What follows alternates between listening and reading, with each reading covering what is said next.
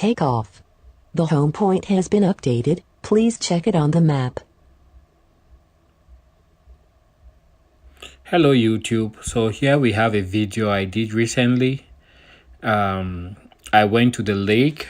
It had been frozen just about 24 hours before. There was ice everywhere. You couldn't even get to the point where I parked the vehicle. And this is just to show you the DJI Spark. It's such an amazing piece of equipment for recordings. I do apologize for the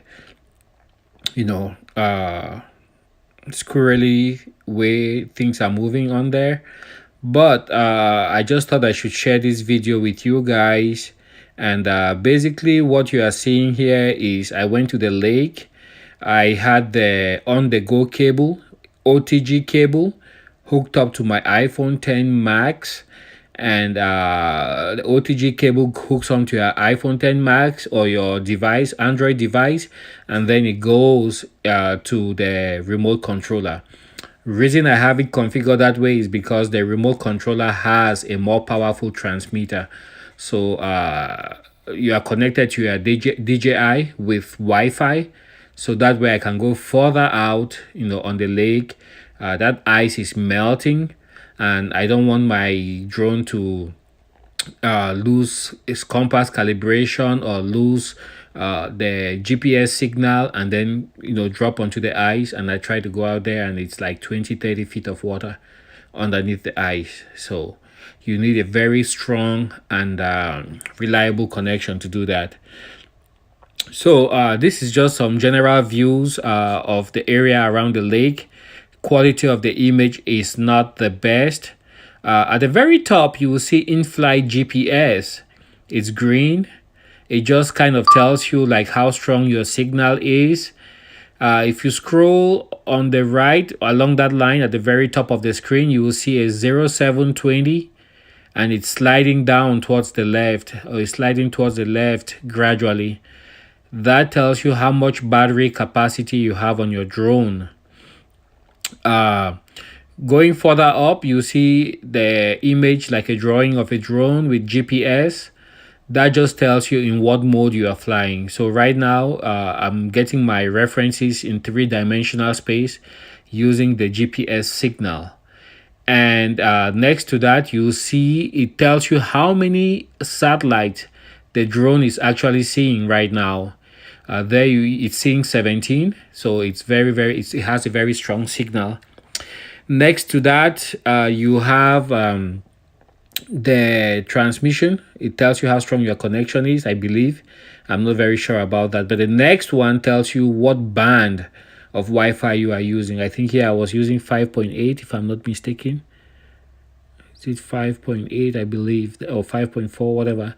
But that's 5.4 is good for short distances. 5.8, sorry, is good for short distances, and it transmits more data.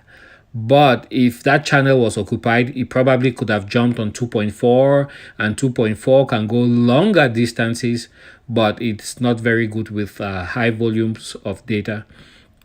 So there you can see some more of the erosion that's being caused by the snow melting. Going further right, you can see green 38%. At the very top right of your screen, you see 38%. That's the battery capacity that's left on the drone. Immediately below that, it's my SD card. It tells me in what format I'm recording. I'm recording 1080p 30 frames per second, and it tells you how much more capacity you have left. You can see it diminishing as I started recording on the SD card. And of course the Spark has quite a few tricks up its sleeve, so I believe at here very soon I will try to do one of those. It's called the Drone, where you bring it towards you and then you hit the particular function and then it takes off. It's going backwards, and bear in mind it's unlike the Mavic or other more expensive drones. It has no sensors in the back. you actually have to permit it to be able to fly backwards, and you are warned that it has no sensors. If there's an obstacle, it's gonna crash into the obstacle, as opposed to when it's flying forward and it sees an obstacle, then it will avoid the obstacle. So I'm gonna bring it in and then configure it for the drone. So I bring it in. That's me right there on the shore. That's a Honda, by the way. It's not a Tesla. It looks like like a Tesla. It's a 2014 Honda Accord hybrid. So there I am.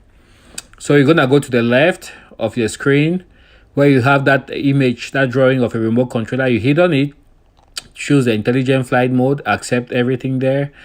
I went to quick shots, and then you are warned, accept. And then now you have to draw a box over the object you want to do a drone of, and that's what I did. That's myself. You hit in that box where it says go. 3, I did. Boom. 2, Delta 1. 3, 2, 1. You get ready, pose for your shot, and there we go. It's taking off, going backwards blindly. Beforehand, I made sure everything was clear in the back. There's a few trees, but as it's going backwards, it's also rising. So that's my test of the drone shot. Many beautiful landscapes here. You have the Badlands, and it's just awesome shooting out here in Battery level is low. The aircraft will go also to the I home got a point in warning 10 that the battery is seconds. Go weak. home. I cancelled, and then it starts making a beeping sound showing the cross. I cancelled a second time, and then finally I chose home. to return to home. I make sure your drone is configured with a dynamic home address, so that each time you take off, it records that as your home position. Otherwise, it would have tried to fly about 8 miles to where home is. So I have it stored as dynamic home address.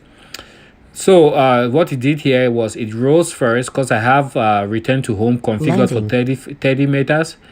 That way it rises above most of the trees I can encounter around here. It doesn't crash into a tree if the battery is dying, and then I won't be able to find it.